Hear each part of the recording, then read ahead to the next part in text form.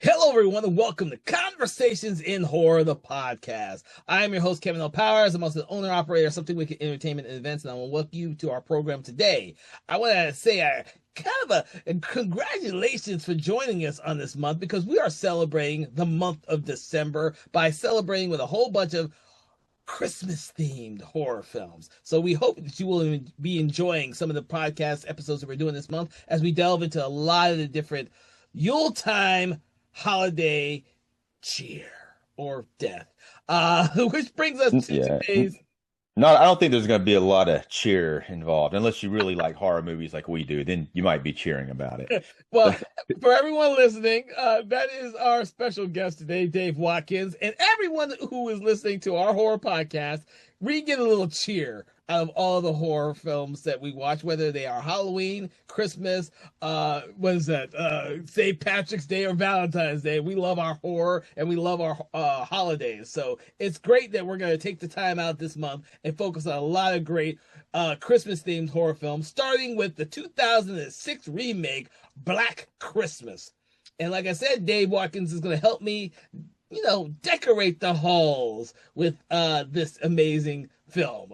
So I do have I have a list here of Christmas movie themes. Now this is horror movie. Now often with horror Christmas movies they actually turn these themes or tropes on their head. Mhm. But I got five things that Christmas movies typically need to have, I think, for it to be Christmas. And one is Christmas as its central theme, and Christmas must matter to the story.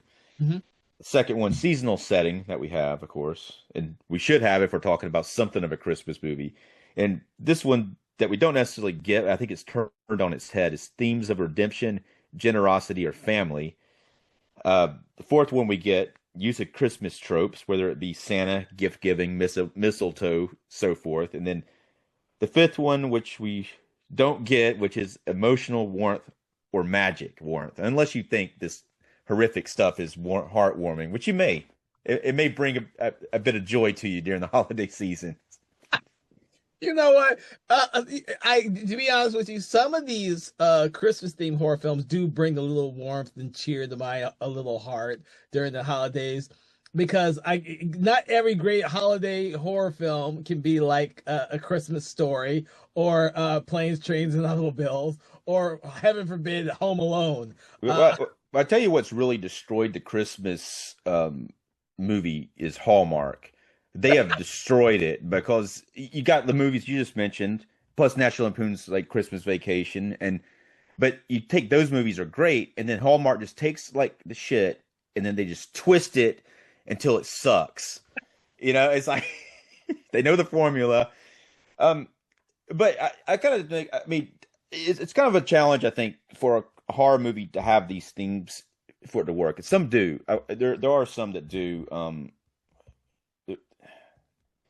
Trying to remember the name of it, but it's one that we talked about possibly covering. It's like it was a Finnish film where they kidnap Santa and he ends up being kind of evil. Rare Exports is Rare what it's called. Exports, freaking Yeah, brilliant yeah, movie. yeah. But I think that kind of covers this. But most of the time, Christmas horror movies don't do it because they. But this one doesn't either. But I think it covers some of the bases. So I mean, it's definitely we got a Christmas setting. We got Christmas trope. Like I said, I think. What do you think? A Christmas goal of a Christmas horror movie is a lot of times to turn those tropes on their head. I think that's sometimes the goal. I think this movie hits most of your little marks, though. You Yeah, know, but when I say the marks, though, I mean obviously it's not going to because it's a horror Christmas movie. But I think it does address them in a way that turns it on their head. Like you say, themes of redemption, of family, or generosity, which we'll get into what happens with that. It definitely takes that and turns it upside it down. does. It turns it upside down. It, it, you know, but let's, So, I guess, yeah, let's get into what the actual movie is. But I do want to say we covered the first one about a year ago. I guess it was about a year ago. It was one of our first podcasts we did, and I think both of us really enjoyed the first Black Christmas. It's a friggin' classic. yeah, Bob Clark, who also directed The Christmas Story. yeah, Yeah. yeah. Yeah. We both did do that one, and I love the original Black Christmas. It's still one of my favorites of all time. Christmas horror films, and I really enjoyed this remake. I enjoy this remake because it takes what essentially is very basic ideals from the original, but then turns those on its head and makes it much more relevant to the time in which the movie was made. And this one has a really sharp sense of dark humor in it, which I really, really can appreciate. Whereas the first one could almost be a dead serious slasher movie with some Yeah. very serious themes in it, contained within it. But So, the first one, yeah, the first one is like kind of a prototype for early slasher movies. It's one of the best earlier slasher movies out there, and it also had it's still that one had more of a police procedural thing going on with John Saxon's character. There's not really that in this one, no.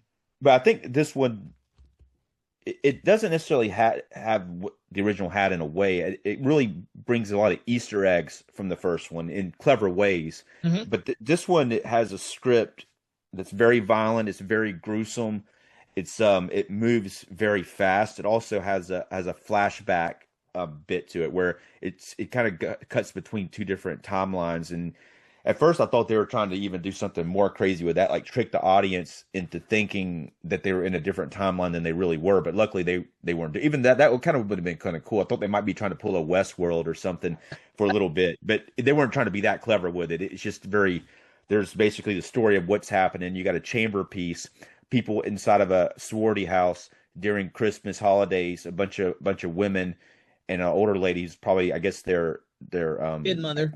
and yeah, den mother, and you got them being stalked, and you got that mixed with a flashback of the stalker killer who it does seem like they're trying to do some twist here, but there's not really, and that's one thing that there's not any big twist, but it does as it goes on, you're thinking because this is during the era of Sixth Sense sort of mentality, and I think that there like I was you're always at that point in time it was like where's the twist, they've been still doing that, like you said you watched Weapons earlier. I haven't seen that yet, but I hear there's like some twist in that to try to do that with the different timelines and stuff, which Strange Darling's a good example of them messing with a timeline like that. Well, with this film, I had forgotten how much they used the flashbacks to tell the story for what happens with the Billy character.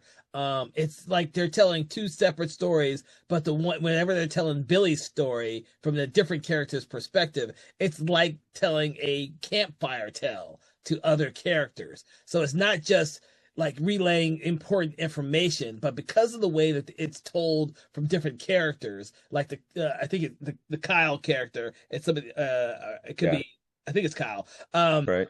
and some of the other characters, even the den mother, Mrs. Mac, they're telling it like it's a campfire tale, like it may be truth, it may be not truth, but we as the audience are taking it as truth because that's what the characters believe is truth. Um, and I love that aspect of this film, and I've forgotten how much of that was utilized in this film. It's utilized almost through the entire film until the third act when the big Yeah. reveal comes out. Um, No, now I was watching this on. I have a DVD right now. It's only unfortunately that there's a Blu-ray, but the DVD I watched, and when I was watching it, it's been a while since I've seen this film. I was kind of shocked by how graphic mhm. and gory and gruesome it is, and after that, I was thinking about it, and I looked on the front cover, and it's like the unrated version. So I Mhm. bet you there's a version of this that's very tame that doesn't have the graphic violence as bad because some of the stuff that in this unrated version, it's like when it happens, it's like holy shit, yeah, I can't believe they got away with that. You know what I'm saying? So, from what I remember when I saw this at the theater, and I did see this at the theater when it originally came out, I remembered it being gory.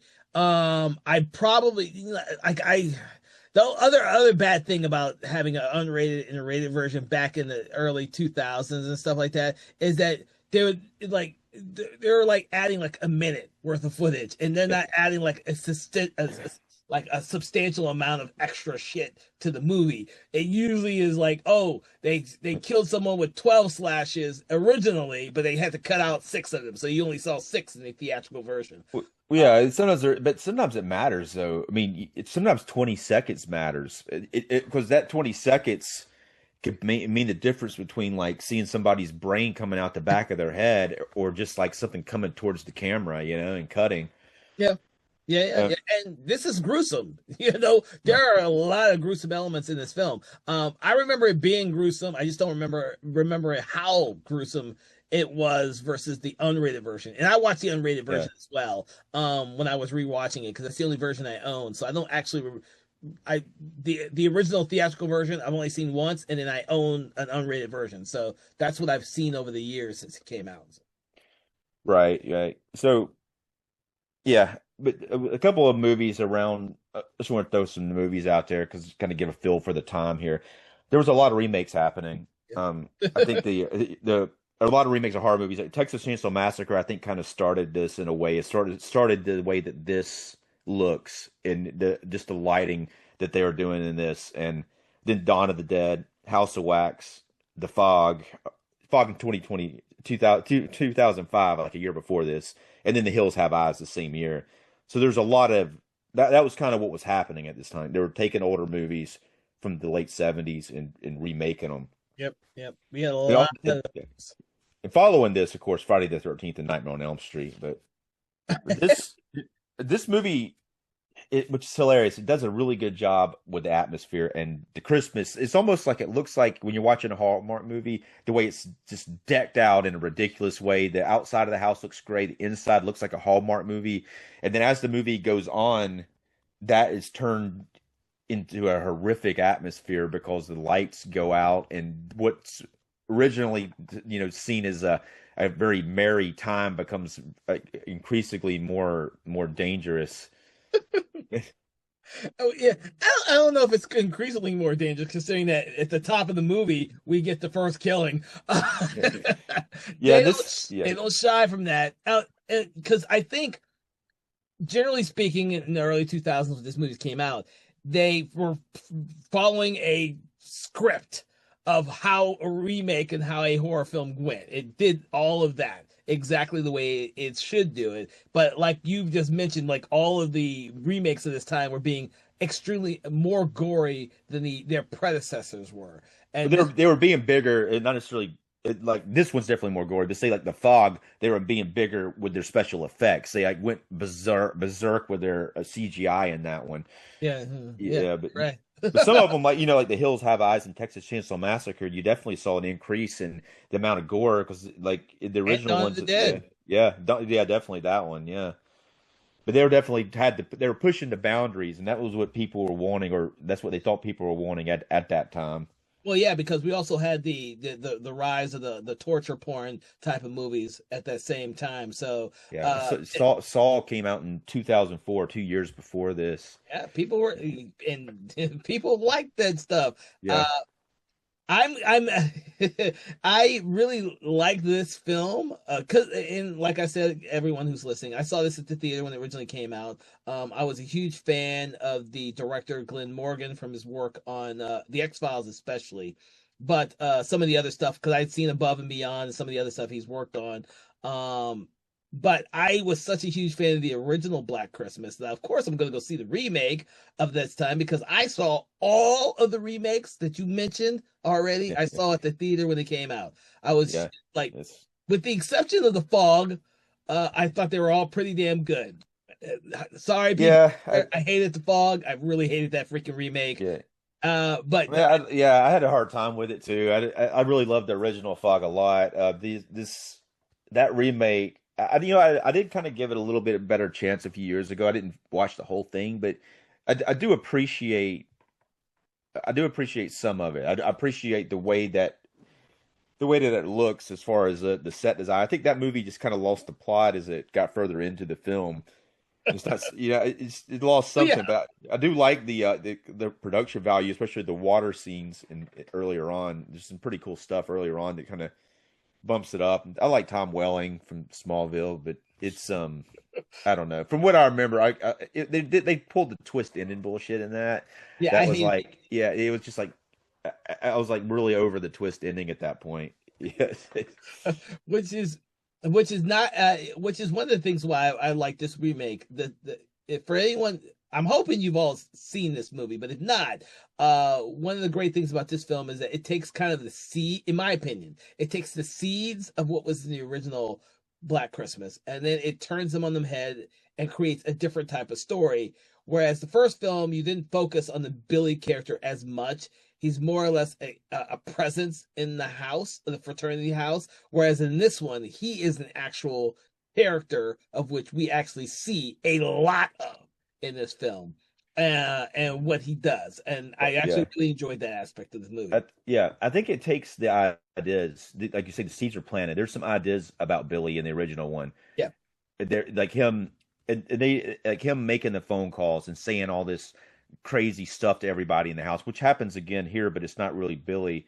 Like Agnes' sister, which he split personality in the original movie. Here he actually has a sister named Agnes, but it takes those ideas and it just I think builds on it and really takes like what was just a smaller idea in the original one and actually makes it like the driving force behind the movie. Yes.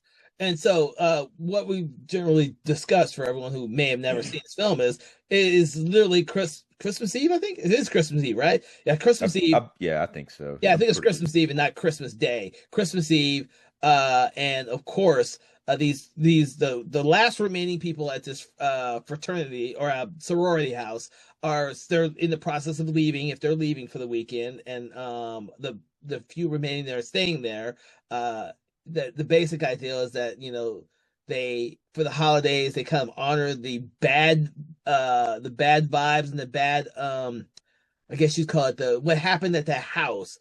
They honor it by giving Billy a Christmas present every year, part of their secret Santa. So no one ever knows who gives Billy the present. And if you never played Secret Santa, please go out there and play it. That's a great game to play as you get older. Yeah, and that's one of the Christmas things that I was talking about. That's included in this film. One of the Christmas motives of like say Santa Claus or gift giving, but the Secret giving. Santa, Secret Santa. which is an important thing. It was earlier on. Let me talk about the characters real quick in the house and the actors playing them. Go ahead and try to get through all the characters. Yeah. I just want to talk about the main ones because I think it's an interesting cast. I think that they're all great cast. Yeah, I think the cast is awesome. I think the characters. It is a slasher movie, so they're kind of underdeveloped, but you don't necessarily have time to develop them that much. The top billed actress is Katie Cassidy, who plays a character named Kelly, but they were really trying to push her as a main a horror icon for a while. She was in the remake of Nightmare on Elm Street in 2010. I recognize her from Supernatural because I love that show. She played the first version of Ruby on there. Did you see that? No, I've watched random episodes of Supernatural. So during the second, I think it's either the second or third season, they suddenly introduced the producers like threw two female characters into the main cast, and she was a demon, a pretty interesting character named Ruby, and she wasn't in all the episodes of the season, but she was, and when she was in an episode, she was billed as one of the main cast members, and during the second at the end of that season, the character is kind of killed and it goes into another body. And so from there on, she's played by a different actress going on. But they were really trying to push her as a bigger actress here. I think she's a pretty good actress. I mean, I don't necessarily not like her, but it just didn't quite work out the way they're really trying to push it with her. Second build is Michelle Trachtenberg, who played Dawn on Buffy. That's what I know her from. Yeah. She's not her really like her part wasn't as big as I was expecting in this film, but it's still she died in February of this year. Unfortunately, I was pretty surprised to see that, but I really liked her as an actress. I think she's really great in this. Had a lot of she started as a child actress apparently. Yeah, she did. And I actually liked her in Buffy, and I've liked her in several of her other movies she's been in. It was tragic to hear what happened to her earlier this year, but I mean, I have no problems with her. And then, of course, moving right along from her, I think what they did a great job in casting because they cast a lot of up and coming actresses to inhabit these characters, which is just great. You want to keep going? I got two more I want to talk about. All right, because there's obviously a bunch of people in the cast, but there's two other ones that are pretty well known now, like Mary Elizabeth Winston, who played the main character in 10 Cloverfield Lane. She's married to Ewan McGregor, one of the main characters in Birds of Prey, and played a really awesome character on Fargo, and also one of the main characters of Abraham Lincoln Vampire Slayer. but she plays kind of the third build. She's got, like pretty good part in it, and she's got a lot of screen presence. And the last one, which I think is the most hilarious addition here, is that Lacey Chabert, who is very famous for starring in over 40 plus Hallmark I movies. know. Wait, when you mentioned the Hallmark movies, I was wondering if you're going to notice that she has done like nothing in her Yeah, career, but over 40. Probably most of them are Christmas, but they are. Yeah, I think don't get wrong. Everyone listening, don't get me. Don't think even worse of me. Because if you have a significant other and they like Christmas, you end up watching some of those Hallmark Christmas movies because there's so damn many of them. yeah. And so I have seen several of them that she is in because I tried to open my mind to that. I saw one last year, man. It was hilarious. I saw a lot last year. I saw one. Yeah, the thing about it is, like, I think one year I was kind of as a kind of joke thinking that they were so bad that they were kind of good. I did watch some of them, but then I got to the point where I'm like, these are just so bad that they're bad, and it kind of destroys. I mean, I really do think it destroys the Christmas movie because it really takes it and it just makes it shit, really, you know.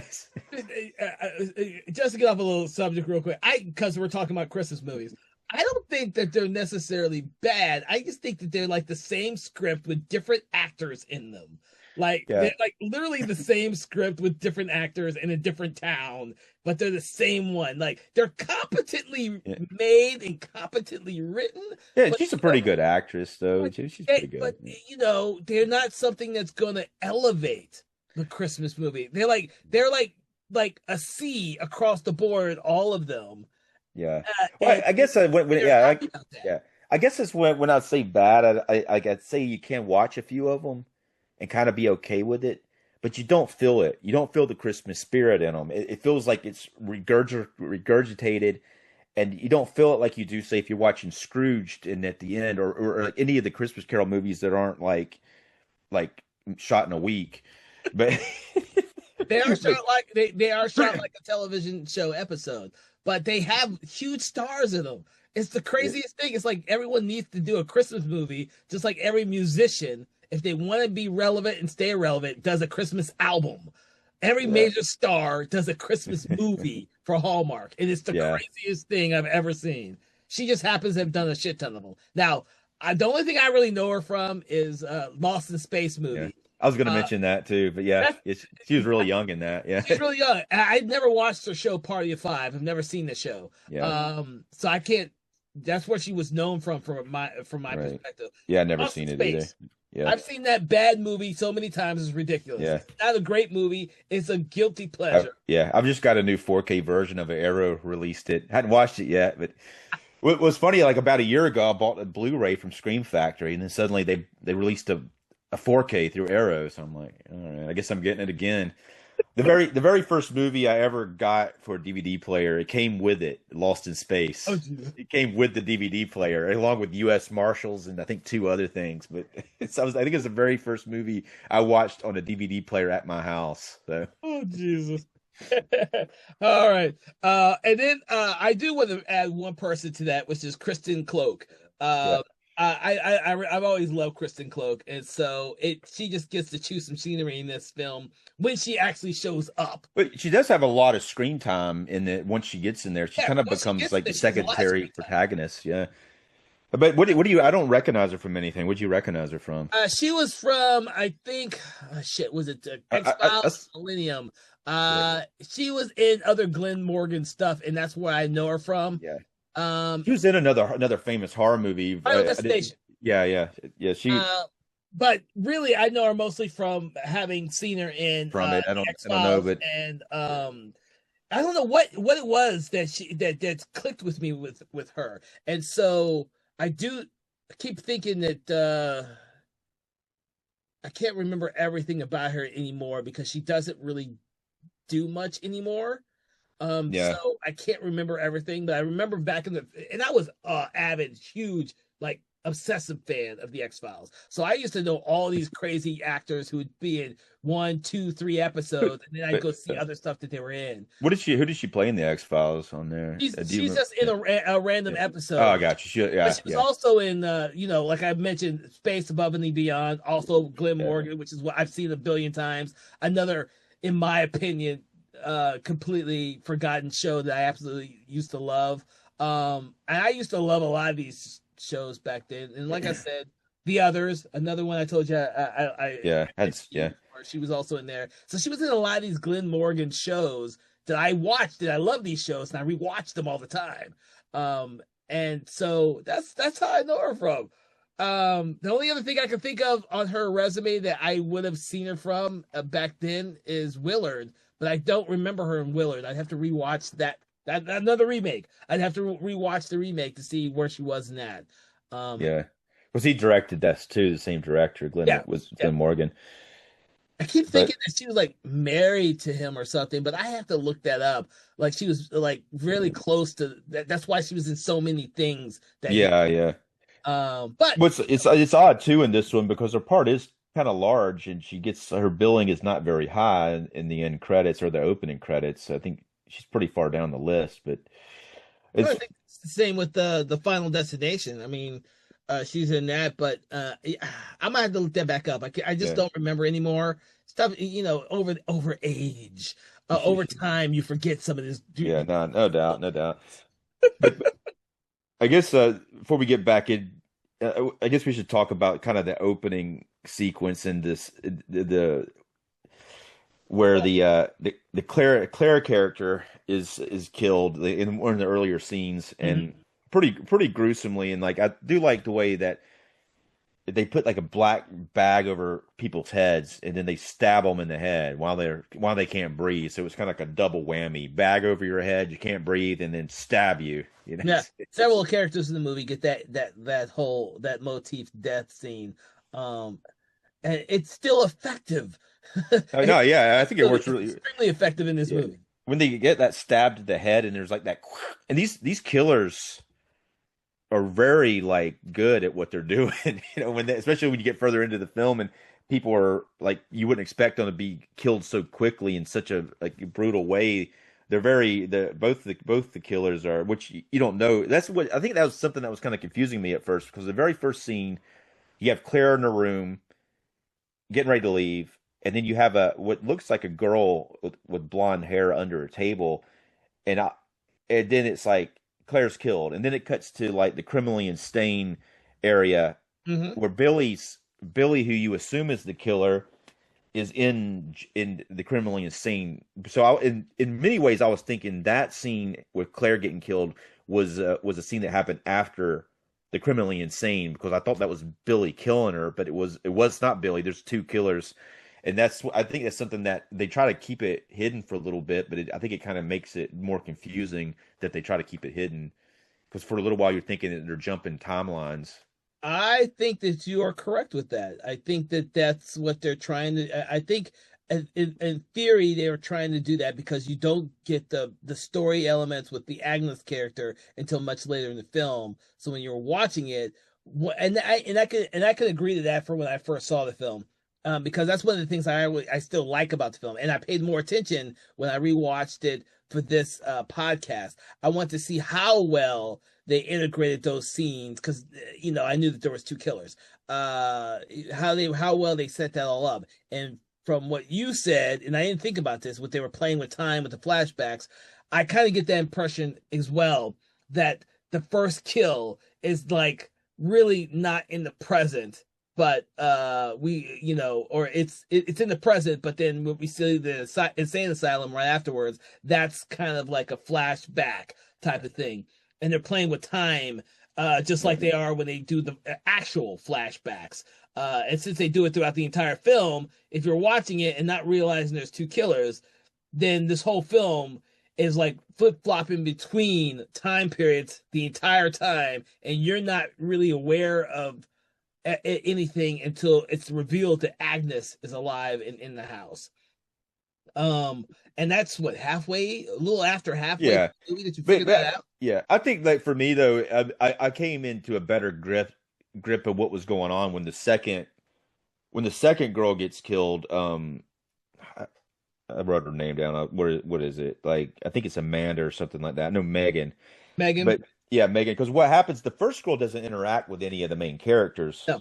but then the second girl, Megan, does. And there's some drama going on with Megan and the Kelly. main girl, Kelly's uh, boyfriend, and there's like this computer thing that kind of brings it into this type of 2006 time period. I think with this, that's almost like a Scream drama thing going on. I guess I don't quite understand exactly what happened. Like basically, who did he send it to her? Or did she send it to him? There's a sex tape with her having sex with Kelly's boyfriend. I think it happened before they were even together. In theory, Kyle's friend got a hold of his Okay, computer, yeah. and sent out the tape. And this all happened before, and this is the confusing part. With the Megan character, when everyone else knows that Kelly is going with Kyle, why is Megan in this video really a thing? Unless, that's the only confusing part. When I was rewatching, I was like, if everyone, because they're all surprised that Kyle is in her bedroom after she's dead, and he claims he have been he snuck in Well, there.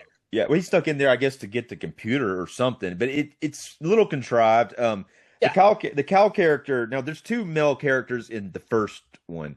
In Mhm. the first, and the boyfriend of the main character, Olivia Hussey's characters, her boyfriend was a red herring Yeah. because you thought he was the killer. And even she did at one point and accidentally kills him. But here they're kind of doing that a little bit with Kyle, but they don't go as hard with it as they did in the original one.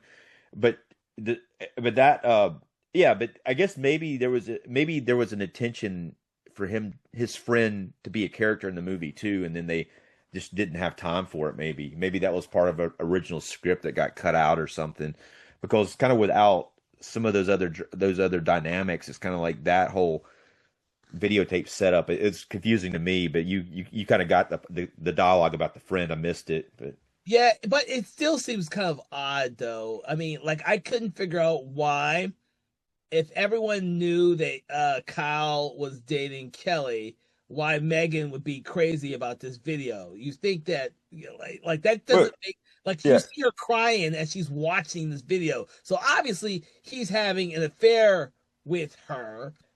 But the video is of him and Kelly. So it's a weird, Well, it's it's not him and Kelly though. It's him and Megan. in the video. Yeah, Is yeah, it? that yeah. Do they? Well, that's what I think happened. I think that Megan and but Kyle says later that he had sex with her before they even got together. Yeah. But Oh, okay. he could be lying. But I think that the thing is, like Megan's really they seem to be a very tight knit group of people, Yeah. and then she calls her down to come have Christmas. She was come down to open Christmas presents, and she Yeah. feels very guilty about this at this point, and that's kind of what's going on with her in the video. That you, Why is she it, crying about the video? See, that doesn't make any sense to me. Yeah. that, See, that's why I got confused who was in the video. If Megan's in the video with Kyle, why is she crying about the video? Why does well, she even care yeah. about the video? Well, two things. One thing that you just said is a casting issue. The two women look too close alike. They should have Yeah. cast them. They should have cast them differently so they looked a lot different. Um, Second thing is she's crying because she didn't want Kelly to know that she has slept with her boyfriend because she wants to be friends with her. I mean, I don't know. I guess it kind of makes sense. I That whole sequence was like, I don't think I ever really paid much attention to it to this last viewing of it. Like I've watched this movie a lot since it originally came out, but more for entertainment value and not actually looking at the details like this. And this just bugged me. Like I was like, if you're yeah. gonna cut something out of this movie, you should at least cut that. Well, I don't think they can cut it because of the way that it progresses with the Megan character and Kyle coming back into the room. But there's definitely some confusion with that. I feel like some parts of it might have gotten cut out. It is a very like television sitcom or like Dawson's Creek sort of thing that happens in the movie. It is like it's just like it's all that in they're trying to. Well, I guess it is trying to make it a little more hip or trying to make that the boyfriend and he is kind of a He's a dick yeah, he's a to bit of a creep. everyone. Yeah, Like he's a bit of a creep, and he's even controlling sounding in the first scene you see him in. and he calls Kelly a bitch. Yeah, And that's when all the girls gang up on him and kick him out of the house. I'm yeah. like, what did Kelly see in this guy? Like, Well, he had thought he's not always that way. He's a narcissist. He's not a killer. Just like that boyfriend in the first one, he's got some yeah, psychological issues. yeah, He's probably quite charming until he's caught. When a narcissist gets caught, they lose their shit. yeah. Yeah, I and agree then with they don't even lose their shit. They show their true face, yeah, and, yeah, and they're just like, "Fuck you, bitches, I'm leaving," sort of yeah, thing. yeah. But I he was can't like, leave damn. because there's a friggin' ice storm outside. I agree with you on that. I was like, because yeah, I agree with you on that one. Yes. I do like the fact that when he comes back, he tells his story about the Billy's character. So that's very important. I mean, I know that those scenes are setting up his character. I know that. And then Yeah. of course he tells the story about the whole Billy character, which I think is part of like this is the house that as kids we stayed away from, we crossed the street from because it was Yeah. so just the stories about this house. And that's one of the things I loved about this movie and the way that these characters relay their Christmas tales to one another. I was like, oh yeah, and I love those scenes. Of course, when push comes to shove, he's the chicken shit because he wants to leave the house as soon as he says, "Oh, Billy's here. Oh shit, we need to leave the house." Yeah. Well, I think that's a good call to leave the house. Yeah, it is because he ends up dying pretty soon. But Yeah. because none of the other characters would pay attention to him, he's Yeah. the local person also. From my understanding, he's one of the only local characters there until we meet the Lee character, Lee Colvin, the Kristen Cloak character, who says that she went to that same frat house and that same school when she was there. But she just kind of hated the experience, so she doesn't remember shit. Whereas the Kyle characters remember everything because he grew up there, he heard the stories, can't believe anyone's actually living in the house that Billy stayed in, stuff like that. These little elements that Yeah. I really liked about the story. So Megan's death, the second death of the film, is very. They pull some of the original Black Christmas elements into it. She goes up into the attic. Claire's body's in the attic with a bag over its face, just like in the original Black Christmas. But she goes up there, sees her, and then gets the bag over her head too. And then on her though, it's a lot more gruesome because he actually reaches in, grabs her eye out, or she reaches in. It's Agnes, but she reaches in and grabs her eye out. And I don't remember if she eats it at this point, but they eat a lot of eyeballs in this He film. like eyeballs. You think they'd be like full by the point time the thing's over, but I've forgotten how many eyeballs get plucked out and eaten in this movie. So I was watching. yeah, Oh shit! I forgot it's about this. that's a pretty messed up thing to grab somebody's eyeball out and eat it, though. It's Hey, it's a 2006 movie. They're trying to be as gruesome as possible in this day and age. Like you said, we get The Hills Have Eyes remake yeah. a year or two after this. No, but the Hills Have Eyes remake had the rape scene in it, Yeah, which was really tough to watch. But this one doesn't go sexual as bad as that, even though there is something in it, but it doesn't incest. go. Yeah, there's incest, but it doesn't show. It's kind of heavily implied, but but it doesn't actually show the act. It doesn't show the sexual act. And No. this one is very graphic with the violence. There's a lot of taboos broken in this movie, including all the ones that involve Christmas. Um, Yeah. all I can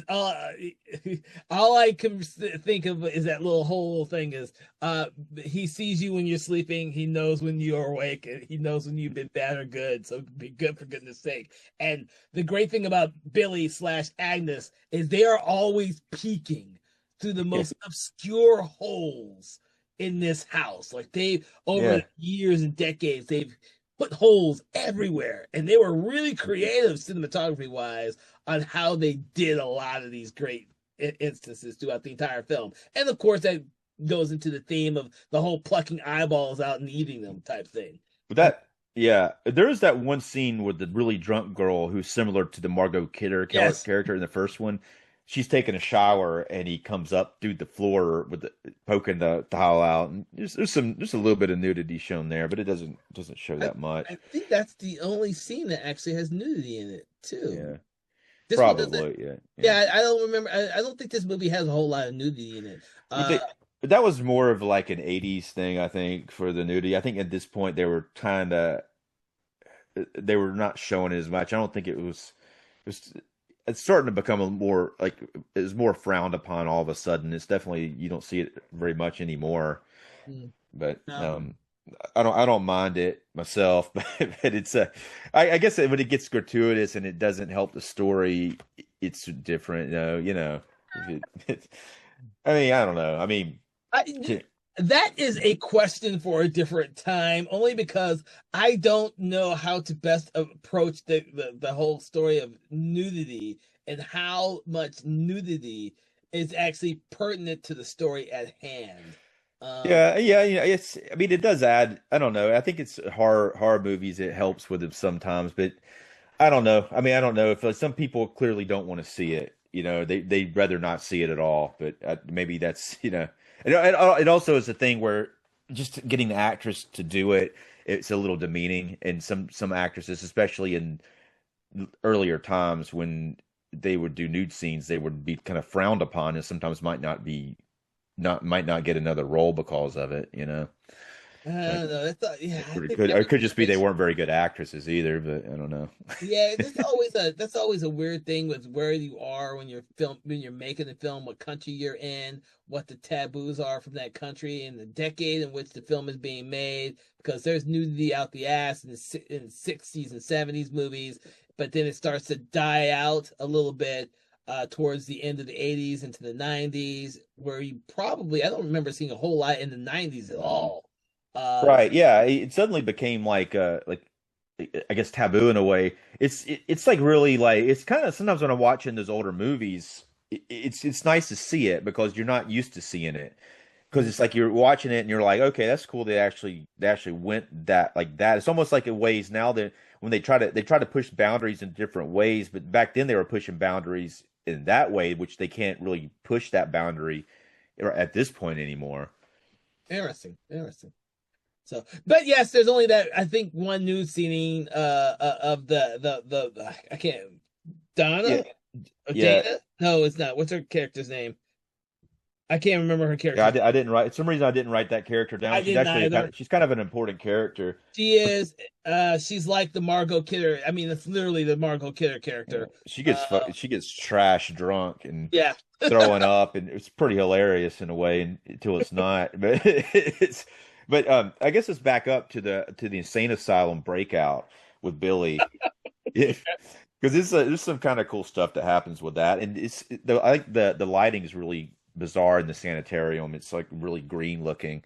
Um, The lighting in this entire film, there's a lot of saturated reds and greens throughout the entire film in a lot of different scenes. Some of it's motivated, and some of it's just yeah. kind of the background that makes the film looks really fucking cool. That's one of the aspects of the movie I like. But you're bringing up the sanitarium where we get to see a lot of it in there. So go ahead. Yeah, with sanitarium, there's like a an orderly who's giving them dinner, and I'm seeing this like it's a bad idea right away that he's giving them like a plate of food with a candy cane on it, and I'm already in my head thinking they could use that to stab somebody with it, which of course they do. Yes. But it's like a fake out scene. The orderly's going down. He's an oddball dude. He's giving them the plates, and then he drops a carton of milk on the floor. This is like you see that new Jurassic World Rebirth movie? Not yet. I have not. So, so I'm going to compare it to that because but this is I can tell you about what happens. It's just the opening scene of this is Jurassic World Rebirth is so ridiculous. But similarly, he drops a carton of milk, the door catches it, and then so this other guy's able to get into the room with the orderly, But in Jurassic World Rebirth, this is so ridiculous. He drops a Snickers bar on the floor and it gets caught in the door, and then it causes like the whole place to get contaminated and shut down. It's so ridiculous. I mean, the dinosaurs get out because a guy drops a damn Snickers bar on the floor. But luckily, that doesn't happen here. I'm like thinking, oh man, but this is way before Jurassic World Rebirth. Writers must have seen this film. Oh So, God. but the person that comes in behind him is not a killer. It's just a guy dressed up like Santa Claus, and he's kind of a perv a little bit. But he comes in and he talks to him a little bit, and but it's kind of an interesting. At first, you're like, is this guy in Santa Claus? There's something wrong with him. I mean, clearly, there's something wrong with all these guys in the sanitarium, yeah, including like the security guard there who seems a little off too. But they're probably just off because they're in a sanitarium with all these crazy people. Yeah. But the Santa Claus is they're legitimately he's in a hospital and he's just he talks to him and then they show him Billy. You know, they're like, check out Billy. There he is right there. And Billy Santa Claus leaves. And Billy eventually gets the candy cane and stabs the main guard with it and gets out. It's And steals the costume of the Santa Claus to walk out the front door. What's funny is that Santa Claus, the guy who was playing Santa Claus originally, is thrown into the Santa's sack and is thrown into the trash, which I yeah, find hilarious. yeah, I still find that scene hilarious. yeah. It is funny. It is funny. It's got this film has a very dark sense of humor, which I absolutely love, and which makes this film so rewatchable compared to some of the more serious Christmas themed horror films out there. That dark sense of black humor in this film is what makes it so enjoyable on the entertainment value, even when the most ludicrous thing is happening.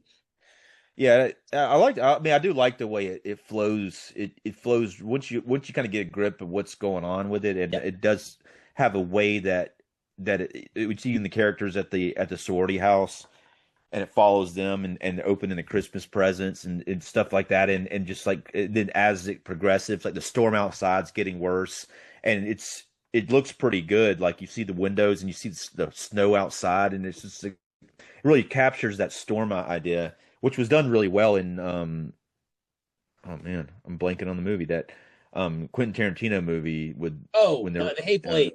yeah, it was done really well in that, but it kind of has obviously this was done before Hateful Eight, but it has that kind of feel to it as the characters become stuck inside of this location as the storm outside gets worse. Yeah, yeah.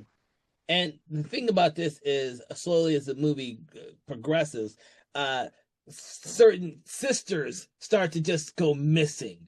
Obviously, they are getting killed one by one, but they go missing. And the current people who are alive, followed by Kelly, are not aware of what's happening. They just go missing, which is very cool because some of them we see go missing, get killed, and others we don't. We kind of see the reactions of the bodies from the other characters as they come across them, as is a trope of most slasher films. Someone in the film usually comes across the dead bodies, starts screaming, and then gets killed themselves. That happens a lot in this movie, but it's much more fun in this movie. Yeah, well, something that starts happening pretty early on is they start like this is a callback to the original Black Friday too. They start getting the phone calls. Oh yes, And when they get the phone calls, they're from the dead person's phone, and they're able to identify that the dead person, which they don't know is dead yet, is calling them mm-hmm. and talking really fucking weird, like with the weird Billy voice, which I think is Agnes because it's too early because Billy's still in the sanitarium. I think when the phone calls start, if I'm not Yep. mistaken, and plus Agnes has the phone from the people that she's killed. But they do that twice or maybe three times, but each time it's from using the person's phone that she's killed. Yeah. And it's a cool callback to the original one, but it also makes the people in the house like, what is going on? And that's what makes them go to the people's rooms to start looking for them, and then they start kind of seeing something's not right when they go into their rooms. Yeah, But yeah, go ahead. well, it leads to a sort of it's not just a slasher film, but therein lies a mystery when people start disappearing and they don't know what happened to them. And then of course they see that their car is still there. They haven't packed. Their clothes is still there. Like Claire, when they go check on Claire, her stuff is still there. They notice that. So what happened to Claire? And it becomes like a mystery to try to figure out what happened to them before they actually get or have any real evidence that it's Billy, because they don't know anything about Agnes. They just assume it's Billy because they don't know when or if he escaped from an asylum. They just know from the stories that he was sent to an asylum. Yeah, by the time they start to figure it out, they're stuck there because of the storm, mhm. and then eventually eventually by the time they figure out something really is going on, their phones are out, and they can't get in touch with the cops. So they put them in a kind of dire situation where they're not able to get help. Well, they Uh, get help from the cops. Remember, they eventually get a call, but they said the cops won't be there for 2 hours. right, yeah, So the group splits up at that point. Miss Mac and Heather, I believe, decide that they're not going to stay. Mary Elizabeth Winstead's character yeah. are not staying in that house. They know Billy's there. They don't know anything about Agnes, but the people are dropping like flies here, and they are not caring about their fellow sorority sisters. They want to leave. I thought this was really clever because when this starts happening, these two, Mrs. Mack, who's supposed to be the leader of the group, and supposed to be the person who kind of embodies that whole sisterhood thing, is not that person. Yeah. She wants to leave with Heather to go to a nearby house to get to be safe, whereas everyone else wants to figure out where the missing girls are because they've not seen any evidence that they've been killed. I thought that was a very interesting concept to throw in there. That I, yeah, I was kind of I was kind of on board with getting out of there. I thought that was a good idea. I was like, get out of there and then figure out what happened to him later. You know what I'm saying? It's like because I don't know. I mean, to me, I was like, it would be cool in a way if they were able to just get in the car and go, Mhm. and then those two characters got away. I was almost thinking that was going to happen, but it doesn't quite happen. The cars it really iced over. I don't think if they got the car out, I don't think they would have been able to drive. If you've ever been in that situation where there's suddenly the car's that iced over out of nowhere, and they Yeah. can't even get the ice off the front of it. I mean, I don't think they would have been able to drive had they been able to get the car out there. I do believe that if they are living in a place like I did in Alaska, where you Yeah, are expecting that and you have chains in your tires and you have the right tires, I think they would. It would yeah, just yeah, take more time. yeah. You'd have to put the chains on the tires in order to drive it. Well, it was Drive it on. snowing there. They just happened to have a snowstorm, but it was snowing there before. They would have had the chains on them anyways, or snow tires. Yeah. But you saw what it was. There was so much snow on the ground that someone has to get a fucking shovel out there to shovel the snow out the way first. Yeah.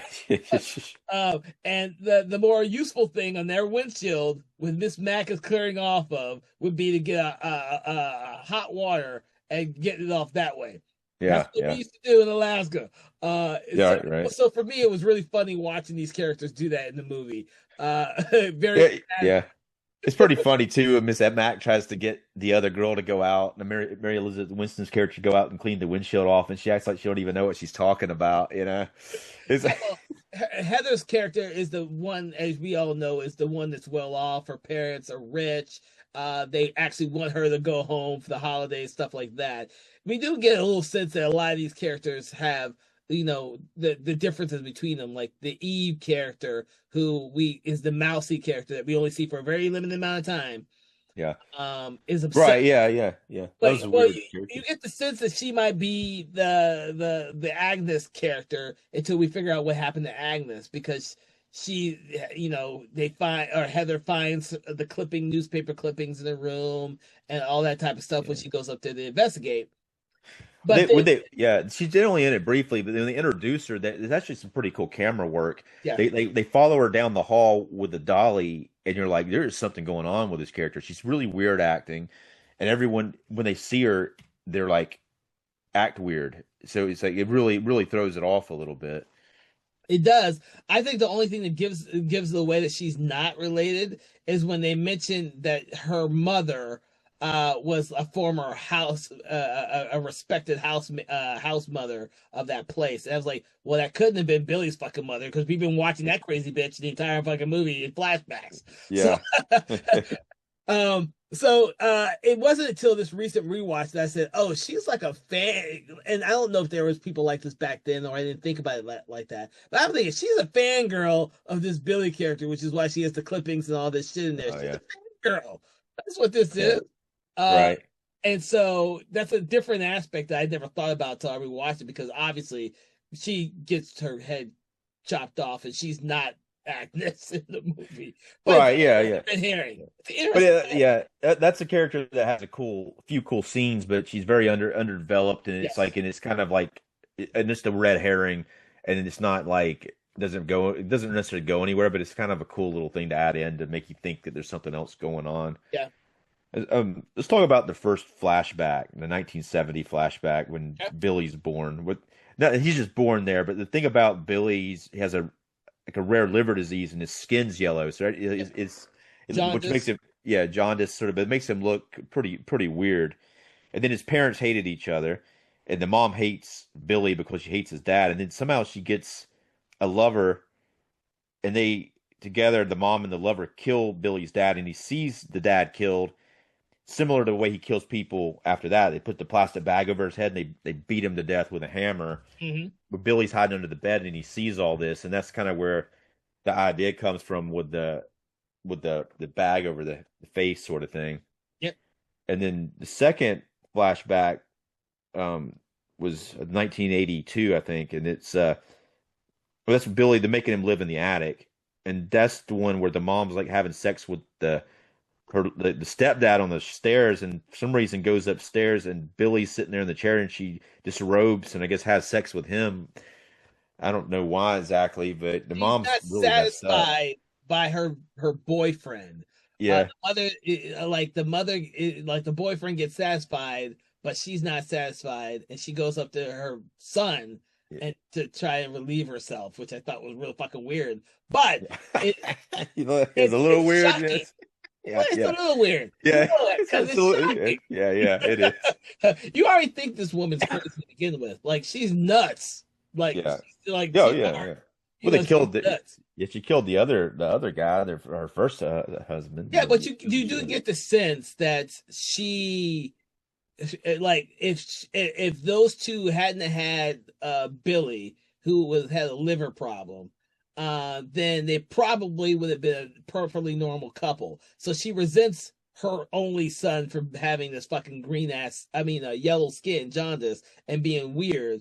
And so I'm not trying to put any logic to this. This is a movie, by the Yeah, way. yeah, you're talking about like a really crazed person. I don't think it.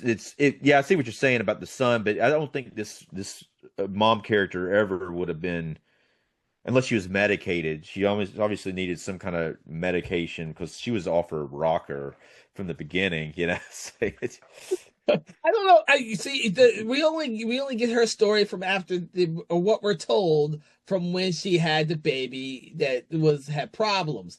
I think that when Agnes came along, um, she was almost a normal mother until, of course, Billy goes crazy and steals Agnes or tries to kidnap Agnes or bring Agnes into his world, which is living within the walls and in the attic. Which then we really see how angry the mother gets from that. The mother tries to keep Agnes to herself and disown Billy. Billy doesn't exist in the house anymore, which I thought was kind of weird because Billy's always moving in the fucking walls and shit. Agnes at some point should have realized there's something wrong with this house because there's somebody moving in the damn walls all the time. yeah. Well, Agnes is a pretty young girl. She's an inbred girl. I don't think she's that bright, but what really crazy happens there is it's on Christmas, and Agnes, Billy gets her, and then he calls them. He calls the mom and the stepdad, and he tells them that Agnes is his family now. And that's what he keeps saying when he Yeah, kills somebody, like they're my family now. And then they go up in the attic looking for him. And then they come back down, and he's got Agnes. He got a bag over her head. He takes out one of her eyes and eats it, for the first time, and that's kind of what started the whole eating of the eyeballs, I think. Yeah, but then this is when the really graphic thing happens because the stepdad comes in there, the mom's boyfriend, and he has some kind of big crystal like spear thing, Christmas decoration. He stabs it through his eye, and that's when his brain comes out the back of his head. And then it gets even more gruesome because then he gets the Christmas lights and wraps them around the mom's neck and chokes her to death. He takes a Christmas cookie cutters and makes cookies out of her flesh on her back and eats them. Yeah, and then when the cops show up, Yeah. She's just chewing on them, Yeah. the flesh cookies like they're beef jerky. Yeah, yeah. So good. Billy is not Agnes, but Billy is. Yeah, Billy is. Yeah. Billy. Agnes, we don't know what happens to her. We assume that she's like dead until it's revealed. The story tells that she gets put in the foster parents or something like that, and she's never heard from again. Right. And then, of course, from then on, it becomes like a Billy's story. Billy is the killer. Billy's this. Billy's that, and Agnes is forgotten. Until, of course, we later find out that Agnes, when she was released from wherever she was, she disappeared. Yeah.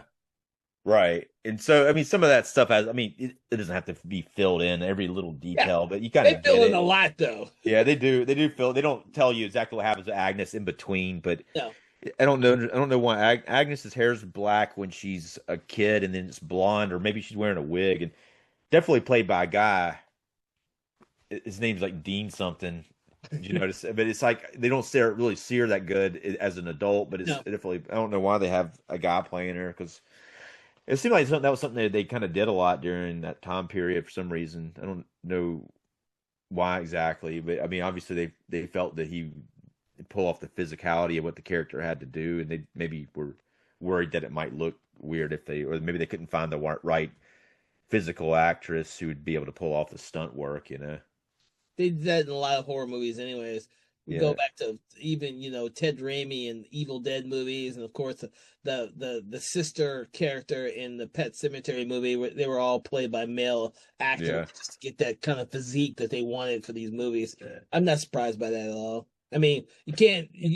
To be honest with you, we're talking about the Agnes character. After she was released to be free out there, we all just assumed she went right back to her house and lived in the walls. And then when Christmas came, all hell broke loose. The trigger flipped, and she started killing people. I think she would have kept killing people whether or not Billy ever showed up or not. But you think?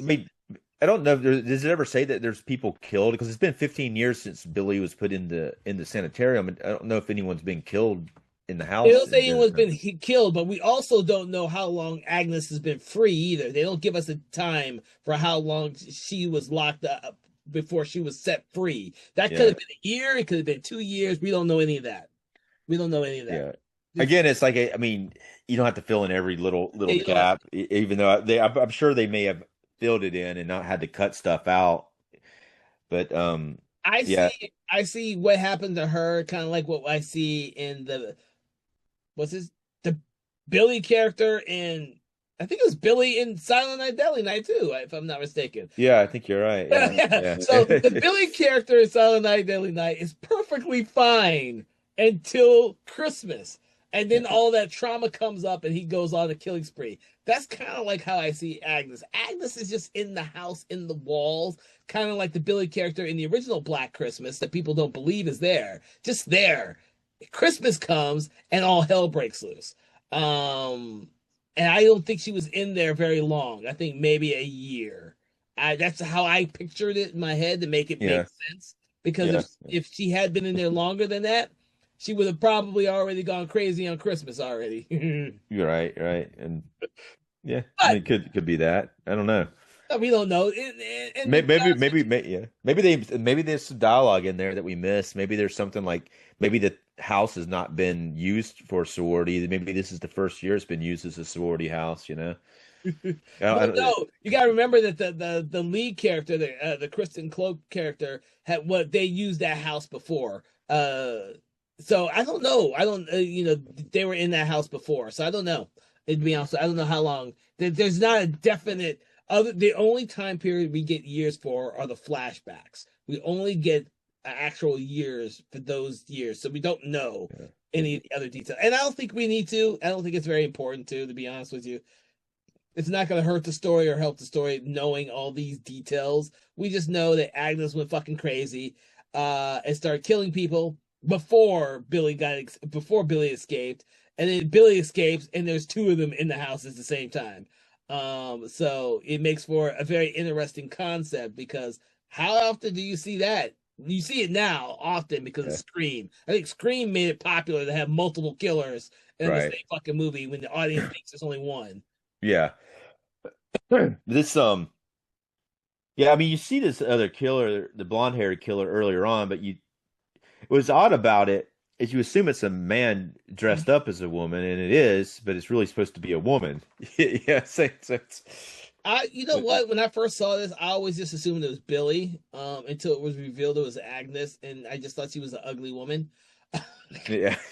I hate to say that out loud, Yeah, yeah, but to yeah. be honest with you, when I first saw this, I didn't think about there being two different killers until it was revealed. After watching it, I assumed that they were just going for the way the movie is lit with the green and red saturated colors. You don't like you can look at these scenes where Agnes is hiding, and because of the colors, you can't really tell it's Billy directly because of his yellow skin. The colors just kind of Yeah. mask out that whole thing, and you can believe it's Billy for until it's revealed it's not Billy, because Billy doesn't do most of the killings. He doesn't actually show up at the house until much later in the night, Yeah. much later in the He film. shows up the first time you see him is when they get in the car, like Mary Elizabeth Winston's character. That's the first time you see him at the house when he's Okay, in the car. But before that, Lacey Chambert's character gets killed, yeah, and when she goes under the house, the power goes out, and they send her off by herself, goes under the house to like do the power, and then that's where Agnes shows up with a like a garden, like small garden rake. She actually fights her a little bit. She takes yeah, it and she stabs it into Agnes's arm, and that gives her the actual weapon to kill her. But it's kind of a cool scene though. And then she takes the garden rake out of her arm and then stabs it into the back of Lacey Chabbert's head, and that's pretty much it for her after that. But it's yeah. But at least these girls are going down fighting as much as they can. yeah, yeah, yeah. Because it's crazy though, because all of a sudden like shit hits the fan Mhm. right around the same time. Like she gets killed, then Mary Elizabeth Winston and the other lady get killed in the car, and then Michelle Trottenberg's character gets killed like right after that. Like you, and she fights too. Like she's sitting on the stairs, and he puts the bag over her head, and she's actually the first person to get away from that. And you think she's going to get away, and she's running, and they throw ice skates at her, and it hits her in the back of the head and kills her. But Yeah, with their brains getting splattered everywhere. Such a great scene. yeah, yeah, it's They're very cool. creative in this movie Yeah, in terms of the kills. I will say that. Very creative. it gets. I mean, it just happens so fast too. When that it just like they're stuck, and the killers come after them, and then they even get. That's when the boyfriend shows back up, and he gets killed like pretty. He fights a little bit, and then gets killed pretty gruesomely, like the bag over his head, and then he ends up like shoving something into his brain to kill him. But it gets like, and then after that, they take out both of his eyes and eat them. Yeah, yeah. So the funny thing about this is a lot of people getting bags over their heads and a lot of people getting their brains splattered in. Those seems to be the most operandi for killing people in this movie. Whether it's like the ice skates to the back of Michelle Trachtenberg's head or Eve with her decapitated head falling out of her car. There's a lot of head trauma in this movie. Uh, Yeah. But that whole scene up in the attic is kind of like the first climatic scene. There's another one after this later, but that one's pretty cool. And they like that's when both the killers are revealed to be there, and then there's a pretty crazy amount of stunt work going on with all that, and they're pretty brutal and they're pretty good at just killing somebody real fast. Yeah, and you bring that up. I love the sequence in the attic. You know, after the Kyle gets killed, we have the Lee character and we have Kelly up there, and of course Lee. After it's revealed that there's two of them, Lee falls halfway through the freaking floor, and she gets kind Yeah. of trapped there for a while Kelly is trying to fend herself off, and then of course Lee falls through the roof, and then gets knocked out, and of course Kelly uh, ends up getting away from Agnes uh, in the walls, which then in terms leads Billy to follow after her. So that the whole sequence with her trapped in the wall with Agnes below her and Billy above her is fucking suspenseful as shit, Yeah. and extremely well done visually. Uh, Yeah. And then I guess the lead character, that's the sister of Claire, who shows up, and they're very suspicious of her. They actually check her ID and everything else, but that character is very suspicious. That's another red herring character because you think, who is this? Nobody knows who she is, and she's often acting kind of odd too. But she ends up not being a killer, but she actually saves her through the wall. She starts banging and saying, "Help me! I'm in the wall."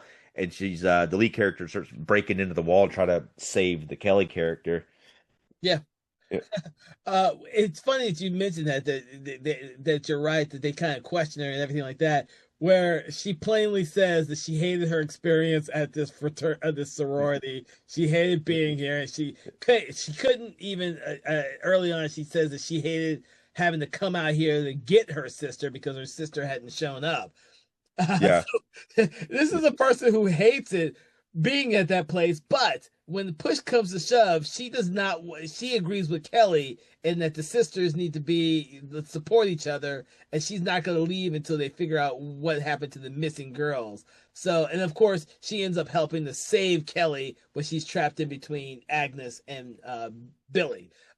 So, Yeah. Yeah. yeah, It's a, I mean, it's kind of a cool character, and especially if she shows up and she kind of becomes like a secondary protagonist for a while and fairly motivated. In the first Black Christmas, they had a lot of that going on too, with like people's relatives who had disappeared yeah, showing up, like the girl's dad, the first girl, who may have been called Claire in that one too. I don't know, but the first girl whose dad shows up and they never find her body. Remember, it ends up in the attic at the yeah. end, and he shows up. Like relatives of other people show up, but they don't fight like they do in this one. There's a lot of like fighting and stunt work, Well, and then because they burn the whole friggin' house down, and you think the movie's over, but it's only an hour and 15 minutes in, and it's an hour and 30 minutes long. So yeah, yeah. it's like what's going to happen now? So, Now I do have to ask you. I'm still on the fence of how much I think that this whole little 15 minutes after the house burns down and yeah, Agnes and Billy are supposedly killed really works for me. But right. at the hospital slash in morgue, this hospital that Kelly and Lee are, because Kelly went through a lot and she was, had to get some medical attention. And of course, the morgue is where they brought all the bodies from the house, including that of Agnes and Billy. For me, this whole thing is a little bit contrived Yeah. because they're assuming that these two people, Agnes and Billy, who haven't had any real contact with each other in years, can fake being alive and not having a pulse together. Uh, Well, there's like three alternate endings on the DVD release. I don't think I've Um, seen the all. yeah, there. I'll talk about them in a few minutes, but I think I agree with you. I think that I think it should have ended at the house, Yeah, and if we had a scene at the hospital, it should have been just them coming to life in the morgue or whatever, or not both of them. And there, and then I'm going to tell you, I will tell you about what happens in the deleted scenes because they definitely didn't know how to end this movie.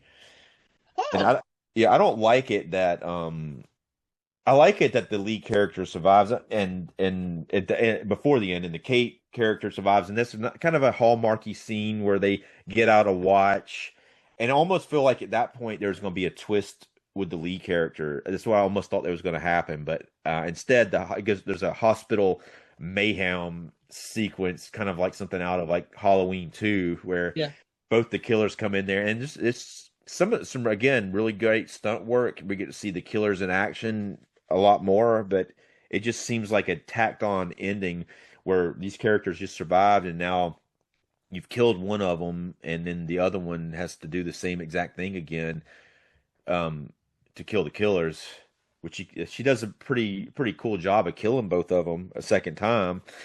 Saying that she gets one of them with the paddles, like Agnes, to the Yeah. head, and then fights the Billy Jeez. character. But it's yeah, it's definitely unnecessary. And so there's three alternate endings. Okay.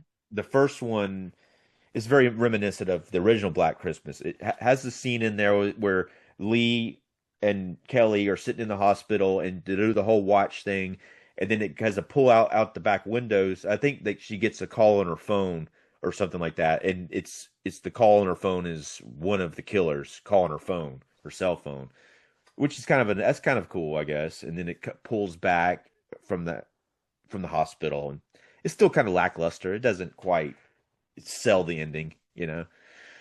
And then the second one has a similar ending to the original one, except for Billy doesn't come back, only Agnes.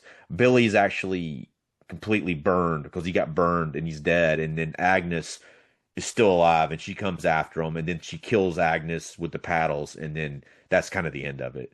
There's not the whole extra part where she fights Billy again. Hmm.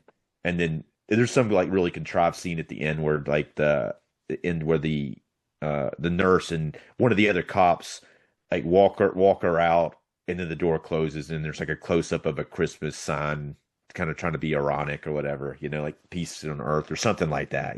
So, and then the third ending has Billy completely burned again, and he's like originally he should have been burned because the house burned down, and one of them clearly got burned, and he's still alive even though he's burned, and he ends up in the wall, sort of thing, burned up. So I mean, they had like three different ideas, and then the fourth one that they actually did, they probably showed it to a test audience, and then they were like, I don't like it that he's burned, and then yeah, I don't know.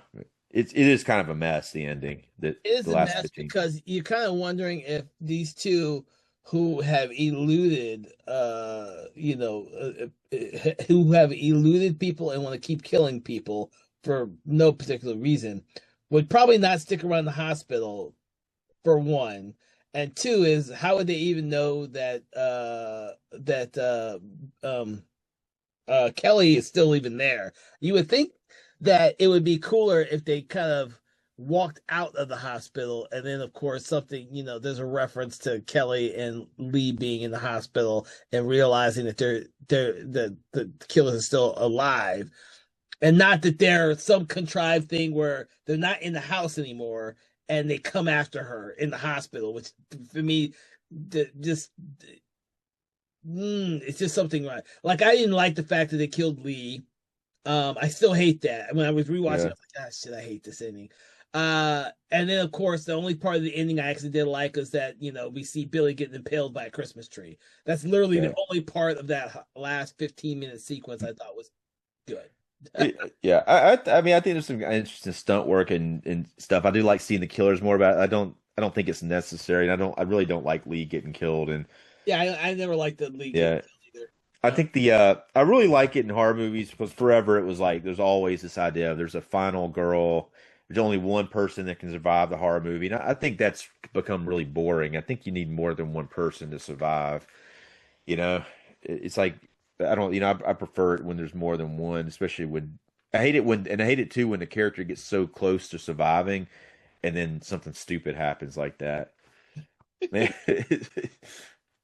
Yeah, I don't know how you do, and I don't really. I'd have to go back through and watch some of these remakes that came out at the same time period.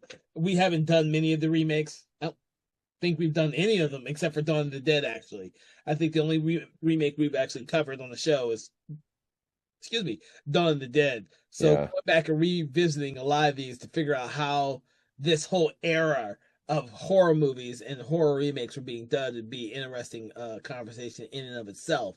Um, I don't know. From my perspective, I didn't like the ending. I would love to hear other people's perspective on that and see how effective it was. I don't know how well this film was, both monetarily and critically. I don't seem to recall a lot of people liking this movie. I just don't Right. I don't. remember anything about this. Like, Yeah.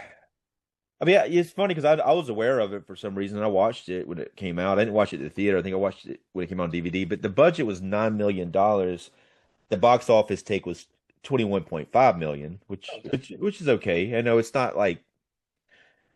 I mean, I'm sure they wanted a lot bigger budget. I don't know what happened after this. The director, Glenn Morgan, this is the last film he's directed. I mean, he directed Willard before this, and he was a writer on a lot of stuff. But I don't know what this may have been a failure at the box office, even though it wasn't a complete bomb. It made money, but I don't know what happened with that.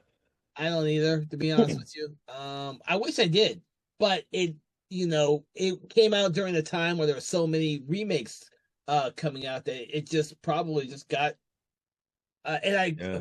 I can't remember if this one actually came out in December or not. Or if it was like one of those I'm gonna dump it in February. I mean January, which was a dumping ground for horror movies that they didn't know how to sell. Yeah, I don't know if the December release though would work. I'm not sure if that would work or not because it'd be I don't know if people would want to go Oh, see a horror movie for Christmas. Yeah. I had to look it up. It was released on Christmas Day, Well, really, that's 2006. I kind of so yeah, like I said, it's probably not the best thing to do. Even if it is a Christmas horror movie, people don't want to go see horror movies necessarily at Christmas. But I don't know. I mean, Who knows? The yeah, only people I know of who were successful at releasing horror films during Christmas time were the Scream movies, yeah. like the counter programming. Um, That Thanksgiving movie did pretty good. They released that like I don't know. I think releasing it on Christmas Day itself though is not. I mean, it should have been like released like the first weekend of December maybe, and yeah. maybe would. I mean, I'm not a freaking Oh, film like release person, but I would think that doing it earlier, not on Christmas Day, would you know? Christmas Day is in theory, Christmas Day is one of the bigger days of the year for families to go out there and watch movies. Families to go out there and Yeah, watch movies. yeah, Now, Black Christmas is counter programming to whatever else was being distributed during that time. I don't remember in 2006 yeah. what else was being released. But Uh, think about this too, though, because it's like you release it on Christmas Day, and it's like we're gonna go see a Christmas movie, and then after the next day, it's not Christmas anymore, and nobody wants to see a Christmas movie. Everyone's tired of Christmas, and they're like, and that's why you got to release it earlier in the month. So it's like, okay, we're gonna go see a Christmas movie, like maybe the week before Christmas or the week 2 weeks before, maybe. But by that time, you only have a week, because people are gonna be done with Christmas movies at that point. It's, Uh, well, I don't know. To be honest with you, I have no idea. I just know that normally what happens during December is they release that's our biggest our month for huge blockbuster movies that then will play well in January and sometimes into February, like the Avatar movies do. Because January is a dumping ground for movies they don't think are going to make any money. yeah, So if you've ever paid any attention to the release calendars, January, they don't release anything that they think are going to make any money in January. That is films where they don't think are going to make any money. So holdovers from December usually are still making money into January. I don't know what they thought about Black Christmas since it was released on Christmas Day. yeah. And in January, you're right. Are we thinking about going to go see a Christmas movie in January? Yeah, it's yeah. I don't. I I, think I that would, I you think they know, botched it. They might have gotten a good take though on that day. I mean, because if you look at the amount of money they made, it may have made a lot of it really quick, but then no, it did not. I'm yeah, looking at it. Opening weekend was just barely under 4 million. yeah, Opening weekend, so yeah, it didn't right, make a yeah. whole So lot. it made most of its budget later, but it's and most of its box office take. I mean, Yeah. which is odd. So yeah. So it just goes to show you. This movie was Black Christmas was remade again. What year did we say the new one was made? 2019. The most recent one was Yeah, 2019. We took a completely different yeah, the story into a completely different area. It's completely has nothing to do with the Billy character or any of that. nah, Interesting, yeah, nevertheless, but completely different. does have a supporting role by Carrie Eloise, which is kind of cool, but he's not a huge role, but Um, an important role in the movie. It's I watched it a few years ago, maybe 2 years ago. I didn't like it that much. I didn't hate it, but I definitely liked the other two a lot better. But I do like that they went a different route. You got to like it is kind of cool. They didn't exactly do the same thing again for a third time. Well, they didn't do it the same thing for this one either. They bumped it up. They definitely changed it. They gave you the Billy backstory, and then they made this into a much more like action slasher film. Yeah, yeah. I think, yeah. I mean, the movie it is a like a product of its time, 2006. I think it still holds up, except for that ending. I still don't care. I didn't care for the ending when I originally saw the film when it came out in 2006. I still don't really like the tacked on ending now. I think I liked it up to the point when the house burns down, and they should have found a way to kind of keep that. Yeah. But that being said, Dave, what else have we not said about the 2006 version of Black Christmas? Well, I got two things. The Now this is a really random kill, which is the icicle from the house kill that the killers didn't even do. But you see the icicle earlier. Yeah, yeah, she's running. It's dangerous out there though. It is icy and dangerous, but it's kind of that's the most random thing that happens. It's like she's running, looks up, icicle falls into her eye, dead. Head trauma. What would we say? Yeah, Head yeah. trauma in this movie. Head trauma. I also want to remind everyone, the Kristen Cloak. Yes, she was married to Glenn, the director. That's why she's. Oh, okay, yeah. Well, I that had to makes look sense. that up because it was bothering me. She was married to Glenn Morgan. I think she still is, and that's why she was in so many of his projects, and that's why I know her because every Glenn Morgan's name came up on so many other projects I was following, and she would show up in those projects. I had. It's Yeah, been a it long makes time. sense though. It makes sense, especially with her having such a prominent part and then not even getting billed very high. And also that I didn't recognize her myself.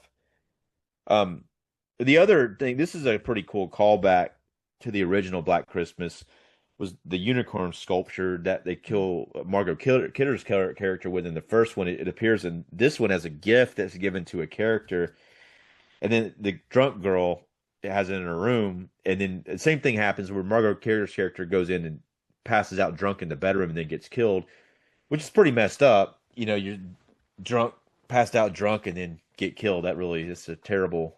It's but the girl here, like, is sitting in the bed, and then they come in. The killer comes in. Agnes, I believe, is the killer this time, and then she tries to stab Agnes with the crystal. With the crystal this, unicorn sculpture.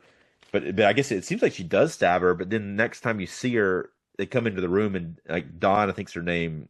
It's probably not her name, but she's on the bed without her eyes. Like she's taken the crystal sculpture and taken her eyes out with it. Yep. But also, what was it I was about to say? Shit, I forgot. There was something I was going to say about that whole sequence. But now I can't remember what it is, so it doesn't really matter. It doesn't really matter. Hey, we've talked a Probably. lot about this holiday movie, and we're going to be talking about a lot of great holiday movies as the month goes on. I was there's one other line that they say a lot, like on the phone and throughout the film. Like he says one thing is like she's my family now, or they're my Yep. family now. I wrote it down. I was trying to find it, but there's a second line that they say too, like everyone deserves to be home. It's Christmas or something like that. Yeah, everyone should be home for Christmas. So I just thought those two lines are kind of cool that they kind of repeat them. Yeah, yeah. Well, the funny thing you say about that, everyone should be home for Christmas, is obviously, with Agnes and Billy, they're going to be home for Christmas. But with all the ladies in the sorority, none of them are actually going to be home for Christmas, except for the Heather character, who actually never makes her way there.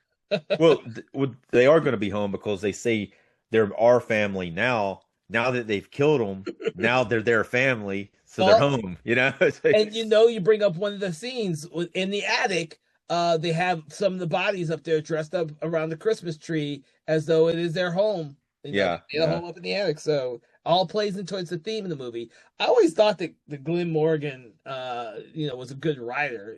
I loved what they did with what he did with the Willard remake. And I love this. I've always loved what he did with the X-Files, Space Above and Beyond, and the Others TV show, and this whole plethora of other stuff.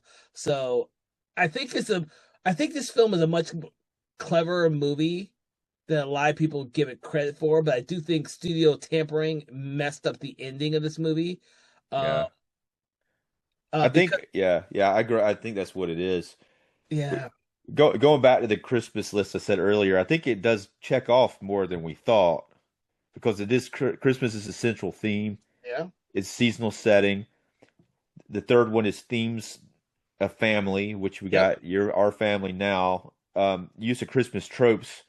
We got everything but the last one, which is the emotional warmth or magic of Christmas. There's an Yeah, emotional warmth and yeah, magic in a supernatural way. Keep yeah, in mind that they're superstitious in this movie. They believe by giving Billy a Christmas present that it will allow them to have a great Christmas. And it's something that the lead character brings back up. I can't believe you guys are still doing this tradition, this holiday. Like, if you don't do it, you're going to have a bad Christmas. Miss Max says that. Nothing could, she's, to have a good holiday, they do this tradition, this magic. That yeah. I could just be talking out of my ass here, Yeah. Dave. But there is another scene where Lee has the present from her sister and she opens it in the hospital and it's like a watch. Yeah. And I mean, I there's don't something get there, but why her sister would give her a watch, yeah, but okay. but it has an inscription on the back, something That's about family or something like that. And yeah. it's funny how in all three of the alternate endings it still showed that scene Oh, again. But that yeah, but again, I think that kind of a purpose a lot of times of a Christmas horror movie is to take those ideas of what you would consider to be a Christmas movie and just completely like turn them backwards. And he clearly knew that these motives, these themes, and he clearly knew how to manipulate them with the script. And so he did play into them, but he definitely did it for the most part in the right way. And like you probably correctly assumed the studio probably got in there and I don't know if he ever knew how to end this movie the right way though. We definitely had three other alternate endings. None of them were worked, and the one we have is a little bit better, but not as still doesn't quite work. well, I will say this for a movie that was geared towards coming out on Christmas Day, I guarantee. Oh yeah, okay. So I had to double check this. So the movie was the Weinsteins who Yeah, put yeah, out the screen. Their whole thing every Christmas or December was putting out a counter programming film. I had to look it up. I had to remember this stuff because it's been so long, guys. yeah. So they would There, always put a horror film out during the holidays as counter programming because they realized that after doing Scream, they can make a lot of money. yeah. They Um, they were notorious for changing stuff too after the yes. fact. So it's like, So I guarantee you that's the reason why there are four freaking endings to this one, and they don't all work. Is that they watched the movie, they screened it for the audience, and they couldn't figure out what was going to work, and so they just kept doing different endings. yeah, That makes much more yeah, sense now. Now yeah, that we know all this, yeah. so yeah. So I can give it a little bit more leeway because of that now, because I had to. It's been so many years, dude. It will almost what 20 years almost by next You know, year. it seems like just yesterday I bought that DVD too, man. It's like I cannot believe it. I can't believe that shit. So this will date my version of this because I have a blockbuster version of this fucking movie, the unrated version. Blockbusters. I looked at it, it's like, oh shit, that brings back some memories. Blockbuster Yeah. exclusive, the unrated cut of fucking Black Christmas, and I'm like, oh shit. I think mine might be Blockbuster too, man. I think it might be. Is that Oh, yeah. shit. All right. With that, Dave, I want to thank you for joining us, Conversations in Horror, as we talked about the 2006 Black Christmas. For everyone listening, what we love to do is we love to go through and we like to rate the movie from 1 to 5 stars. One being poor, 5 stars being amazing. Where on the spectrum do you place this movie, Dave?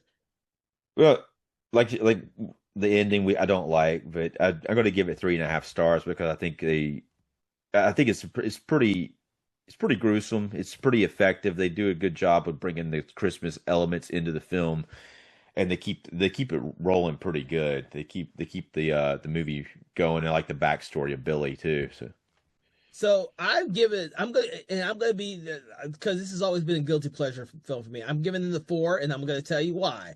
I've always loved the cinematography for this film. Always yeah, loved the cinematography for this film. I loved how creative it was for a lot of different elements in this film. I've always done that, which is why I've seen it so many times. I haven't up until I don't think I saw it right before COVID was probably the last time I saw this. Um, so yeah, the thing about this movie is I and with the original Black Christmas, like I told you, and if you want to listen to that our conversation about the original Black Christmas, by all means go check it out. I've watched Black Christmas, this one and the original, so many times it's ridiculous. But I think they're some of the better Christmas horror films. I may hate the ending, how it ends, but I still like the fact that Billy gets impaled by a fucking Christmas tree. yeah, yeah, I think that's I love that. I love that that's the image that we end on. I would have hated it to see just Agnes getting shocked in the head with the freaking paddles, electrocuted. yeah, That would have sucked for me. yeah. But I like seeing Billy Yeah, get killed. So I give it a 4 because yeah. I will always tell people, if you want a Christmas horror film that's just fucking fun, go check out Black Christmas from 2006 or the original Black Christmas. You're gonna have fun with those. You know, I would think the original one is gonna it's still pretty dark and has a very dark ending, but yeah. that one might sit well with you if this one's very gruesome, very violent, and it's also very disturbing, the incest stuff going on. Hey, But yeah, if it's hard because this one's hardcore, I think, compared well, to think about the especially original one. The original the one was talking about abortion issues before that became a yeah, thing. That some people just yeah, won't like. There was some taboo stuff in the original too. We brought that up yeah, in our conversation. Like these films have always been there's elements that are taboo about them. I just think this one has a lot more fun with those conventions, even though they're showing you extreme gore, incest, fucking a child who has liver problems and is jaundiced. It's yeah. great, It you know. may, yeah. I mean, there's a lot thrown at you in this one, and it does move fast, and it's Yeah.